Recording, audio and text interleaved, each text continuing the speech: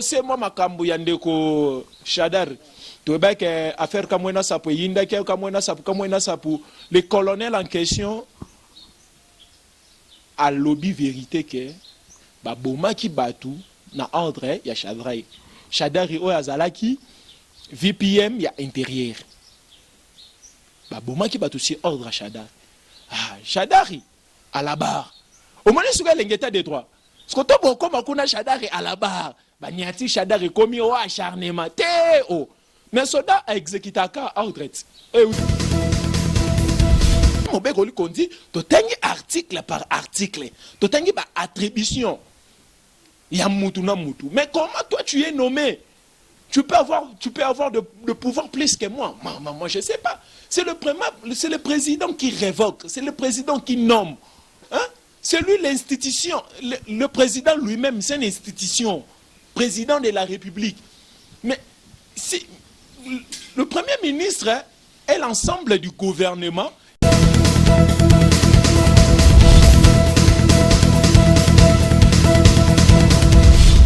Balobi, abonnez-vous massivement. Kin Elengi TV, Yangonde Makab. Kin Elengi TV.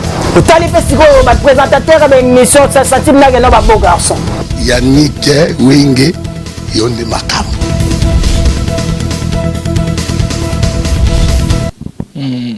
Mbote na bandeko nyonso to bazwili bakumalamu ya Rolanda biso yangayo ndeko abino Joël Bukasa soda mpiko oyo alataka sokoto melelo yo ononi na sokoto te elinko lobake sokoto eza état d'esprit. Merci vraiment na bandeko nyonso to ya kinelenge o baza ko s'abonner chaque jour. Bon continuer toujours ko s'abonner pour na ko support musala na biso. Yangwana to banda directement les leux ils ont vraiment mokolo malamu o to lobela ba sujet belé o bandeko il faut pas comprendre où va le Congo. Mokonza mboka azaki na ba consultation to zalaki na ba problème ya bandeko Janine Mabunda bafunda ki na conseil d'état to zo susu ba révélation mususu ya Shadari affaire kamwena sampu to ko zo lisusu ba propos teni. Il y a professeur Evariste Boshaba ou Nazoloba na Congo na biso Kabila a fait quelque chose de bon, il a réduit nos professeurs au zéro. Ata moi na maternelle, il y a crèche ou biso tolobaka a zabien. Bande konangai Congo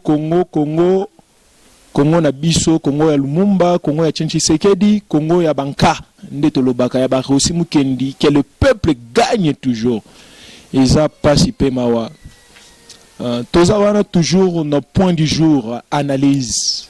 Toujours ça là, analyse oyo, bandeko ebele, bazo ko se retrouver, bandeko ebele, bazo tuna biso mituna, bandeko ebele, bazo benga biso par-ci par-là, baluka bayeba, makambo eko likana mboka, diaspora mobimbezo ko benga pone luka eyeba, c'est réellement ni nyangozo likana Congo, yangwana to ye, et pas na bino pona ko expliquer bino kaka ba makambo oyo ezo kolega.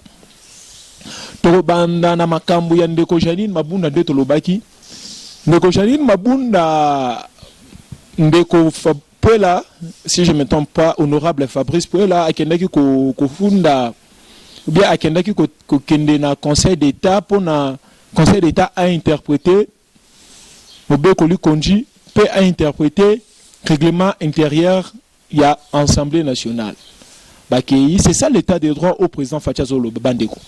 État des droits ezaka kateke ceux qui bakangi mutu ceux qui bi côté kuna ba rendre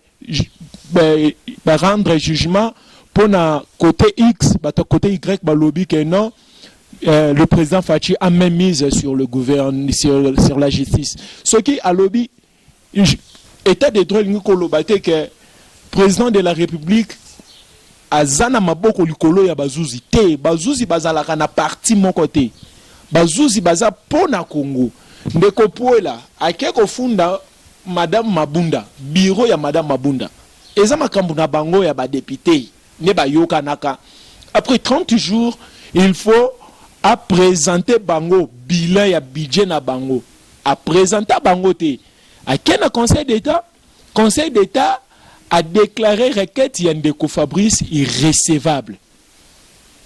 Ah, c'est normal. lelo bata RCC ba beti maboko lelo na monique état de droit et ça la bino malam que c'est que j'ai compris que le président Félix n'a pas le même mise na makambuya ya justice. Ce qui est là qui que madame Mabunda Kwei bunga boyo acharnement président Félix asimbi gouvernement asimbi justice asimbi cour constitutionnelle asimbi conseil d'état non obande comme ça benga ke chilombo cheba juge na été président de la République tant que père de la nation tant que garant de bon fonctionnement il y a ba institution ba juge wana ba cha bango wana pour na ba répondre na ba besoin ya ba congolais et non ya ba individu ah ba tu bazo sepela mais boye ba ke ton mort sibit pe aka bolo bate ke o président Chema Boko ba juge lelo ba komi favorable pour na bino o lobi bino bo critiquer ki o bino lobi bo finga ki o lobi bino bo boaka ki na se lelo ba juge wana ba rendre justice pour vous et ça favorable lobi ba bini ba beti maboko mais lelo yo donc bakokata makambo pe pona baninga mosusu ezala te ke oh justice est comme instrumentalisé non soyons sérieux justice na biso bandaka la to bandako lobango état de droit eponi mototé état de droit eponi ekoloté état de droit eponi mama te tata te mwana te état de droit za ya biso nyonso tout ba congolais. Président Félix veut construire un état qui est basé sur le texte, qui est basé sur les lois. C'est ça le combat que l'UDPS a mené. Le combat des textes. Il y a un petit le lobby sur mon UDPS à la soirée, le mot simbité to yokanite to kendaka toujours dans le texte. Parce que Papa Etienne nous a appris à respecter les textes. Papa Etienne nous a appris comment vérifier, marcher avec les textes. C'est ça l'UDPS, c'est ça l'esprit Tshisekedi. Les gens disent que oh Tshisekedisme, non, le Tshisekedisme est une doctrine mobimba qui est basée sur les textes. Moi, Etienne Tshisekedi jamais à Kotambola 100% à respecter les textes. Faux et archi faux et ça la maté nulle part au monde. Yangono mon abisso on respecte que les textes. Président Félix Tang à côté lobby état des droits qui consiste à respecter les textes de la République démocratique du Congo. Le président Félix respecte les textes. Vous comprenez? Et il a fait appel aux juges de respecter que le texte. Il y a un prêt à serment à bango sous drapeau. C'est la constitution de la République démocratique du Congo. Qui est mon bécoli continue biso ba congolais tondima. Le va rendre justice. Le va rendre justice. Bon, le basuni. On a yo qui bata RCCT ba les kaba encourager. On a binonion surtout au moni to menacer qui ba on te menace et até. Il y a rien en face, c'est l'homme qui a peur. Bo bangande. Au moni match so ba mener bino ata 8-0 so bo tchena bino bimoko. Ata boche de na bate équipe eche 8 et banga bino non bino ezalo bo pour les belé à 0 mais boche bimoko ata boche wo wona bino za toujours na inquiétude des ana ba souci des anango wo mais biso to chaba 8 ba 9 to continue toujours ko triompher. C'est ça l'état des droits et ça li passe na mututé pe ko ça la passe na mututé biso ndeto linga ki bongo ke bah toi FCC baza na raison, justice te pesi bango raison. Que biso toi na raison, biso bah toi il de pèse raison na biso. Soko bobangani. C'est parce que ne makamba bukanga lonzo etomboka wana IGF. To yebi ke to kota ngo. Makamu nezo tomboka na to yebaka ngo déjà nde toza boy. IGF ndaza bongo. Abimisi ba rapport na ye. Tango ba ko benga ndeko matata mponyo bolela te. Tant bako benga bandeko o bazalaki na même mise sur ba makambu yango bolela te bozala simple tant bako benga ndeko sele ya la guli na justice bobanga te bozala simple mikolo tozaka na terme moko toloba na elengi TV simple zala simple ko compliqué makambu te yanga neza slogan mikolo zala simple so ba bengi o zala simple mama chela mwana ba benga ki awa abagangi azala simple asa citoyenne congolaise azana mboka na ye Ce qui justice a mbonga ne bengiye. Obanga po ani. C'est la simple. Ce que yobi ke osala makambute, osala eloti. Ba bengiye, ba interpeller, ba attendre, ba tikiye. A perséversion. Ya ntembo na e. Ya wana na linga kite ko commenter sur banze mama chela mwana eza nango eza down, eza blow mo ya pamba. Bande konanga. Donc c'est ça l'état de droit que nous voulons. C'est ça l'état des droits qu'il faut tomber à CT. Oyibinganga na keko funda yo, oza général, oza colonel, oza ministre to sambi. Soki okwoyi parce que yonde mutu oza mabe, oza fautif. C'est ça l'état des droits que le président Félix veut. Yami balé na baito beta li solo ya ndeko Shadari. En fait beta li solo ya ndeko Shadari tozo brosser nanu makambo ya professeur Evariste Bochabo oya lobby bandeko na ngai ya chuke o mboka nini o peuple nini mengana loba o ba professeur nini na ebite soki la inikin kingakati soit ba cour constitutionnel ngo ezala ka du côté ya kingakati. Moi je comprends pas quelles sont les interprétations. Quelles sont les interprétations? Non, l'engia autant à sous na Congo na bibosa professeur Anesate. Et ça n'a pas. Na mobeko li kondi na biso banda na banda ko ye ko lango ne ba savamba ta batangi saka ne ba savanjoli batangi saka. Non na tikala ko mona te régime primo ministériel. Na yebité. Bon, so na yebité bandeko bazolanda biso na ba commentaire boko melangai. Bon, mais quand il expliquer un article nini, na kata constitution, régime primo ministériel et zalak. Que le premier ministre a les droits plus que un président de la République. Ce qui est faux. Ce sont des faussés, c'est que le monsieur Bochab a dit. Non. Le premier ministre est nommé par le président de la République. Bon, émission Noroya la bino mobeko li kondi. Tokotanga na bino pa to comprendre. Tokoya na mobeko li kondi, to tche mobeko li kondi, to tangi article par article. To tangi ba attribution. Ya mutu na mutu. Mais comment toi tu es nommé? Tu peux avoir de pouvoir plus que moi. Moi je sais pas. C'est le président qui révoque, c'est le président qui nomme. Hein? C'est lui l'institution, le président lui-même, c'est une institution. Président de la République. Mais si le Premier ministre est l'ensemble du gouvernement, de ça la institution gouvernement. Mais ce qu'on a à comprendre était, Premier ministre a commis sur l'écolo, il y a institution, il y a le président de la République.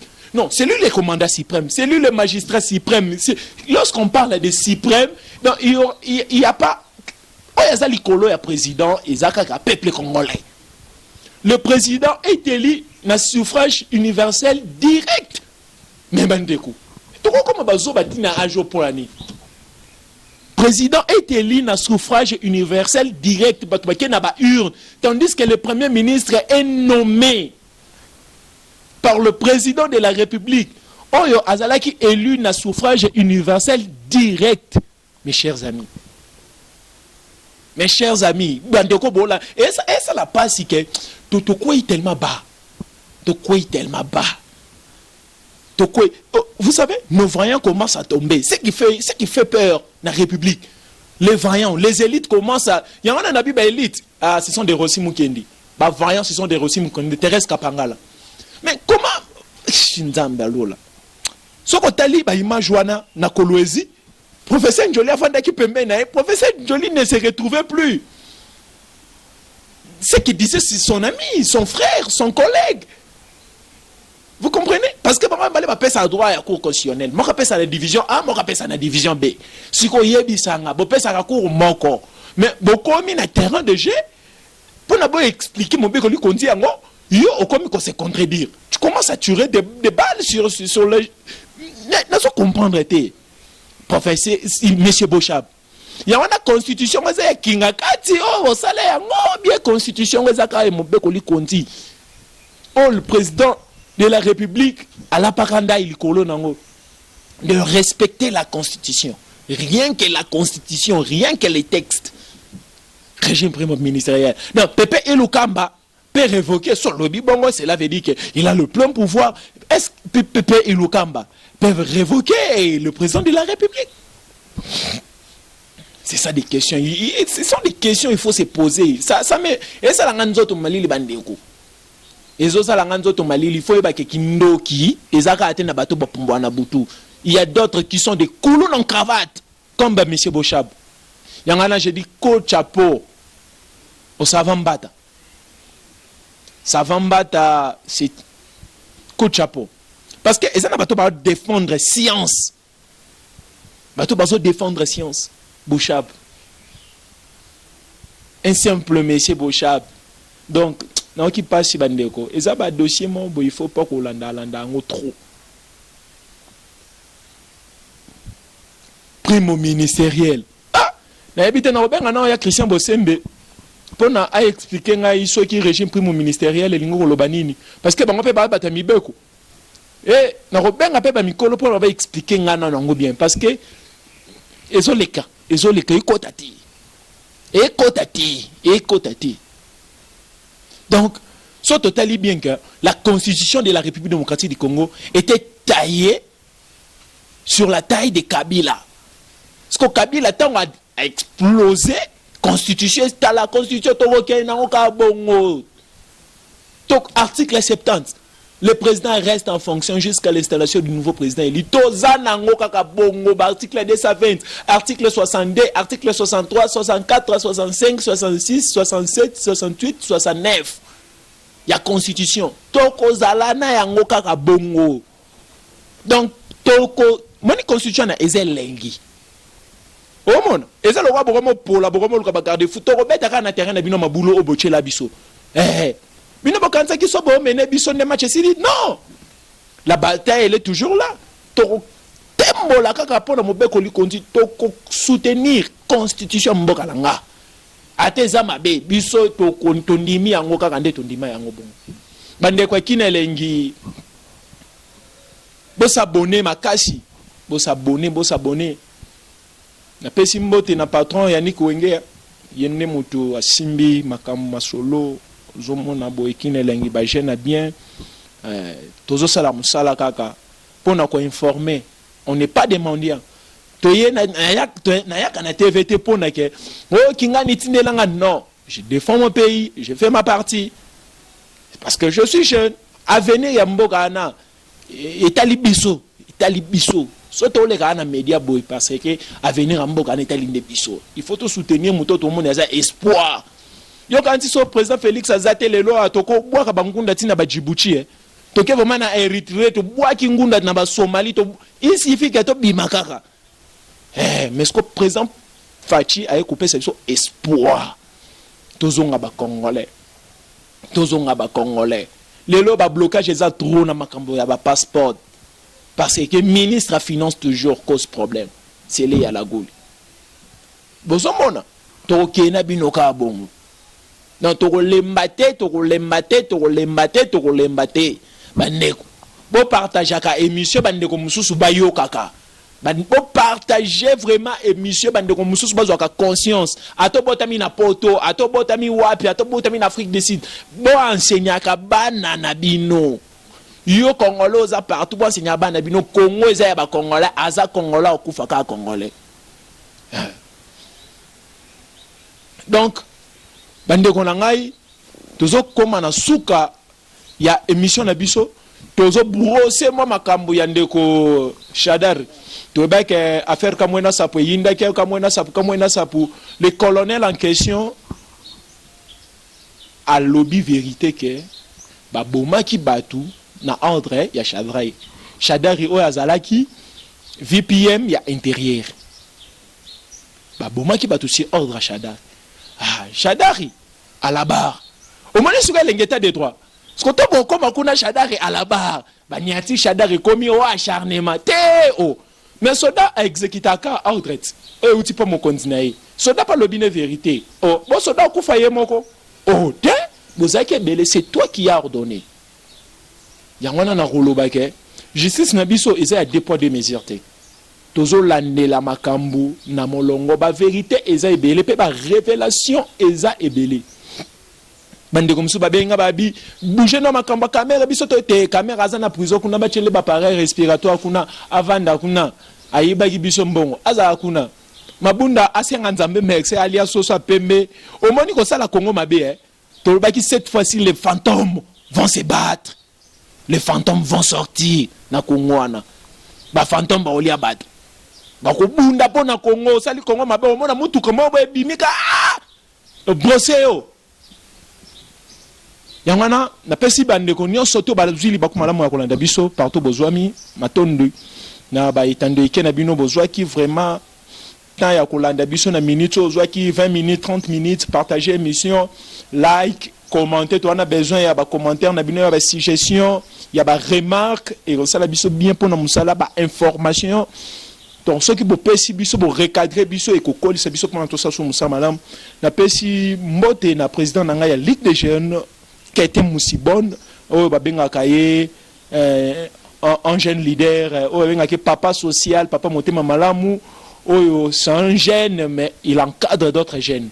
Pour la vision, donc président qui a été Moussibonne, mon patron, il y a Inter Énergie, Anthony Tanga Badila, dans les jeunes boss, les jeunes entrepreneurs, auto lobby, bangonde basa espoir à Congo, ndeti bandeko Yannick Wenge, espoir à Congo.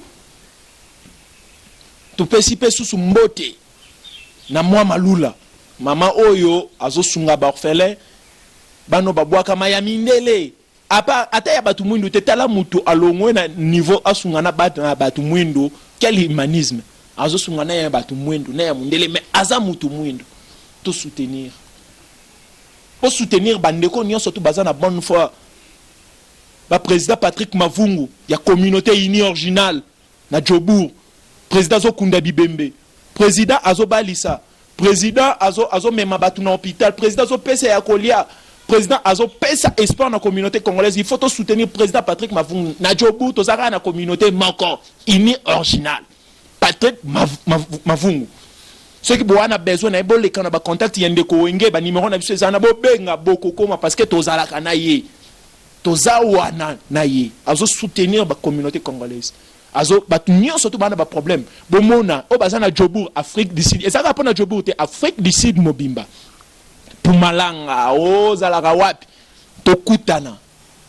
tokutanaka to benga président Patrick Mavungu ako assister to ko assister yangana to bi faut to comme na fin du mois achat des cartes ya communauté unie originale achat des cartes partout besoin botinda ba numéro ba e-wallet ba c'est la bino carte bozala enregistrer et d'aider il faut bon contribuer aka et ça la raté que na ka ya problème boy hey ba partenaire communauté botinda 50 santé il faut to zala kana caisse yangana to beti cité yangana mato beti cité merci na bandeko nyonso tous sous encore une fois au balandi biso ba o bazo partager émission ba o bazo like na sima machine wana to ndeko Curtis Wenge oya zawana azo pesa kaka elengi mwana mukie na bangenge na ye azo sala musala ezomona na miso batu nyonso tu président nga Yannick Wenge ye mutazana na sima wana azo contrôler administrateur oya tali makambo nyonso tu ya ba montage banini tozo singa ka ba soutien ba to soutenir émission na bino point du jour na chaîne na bino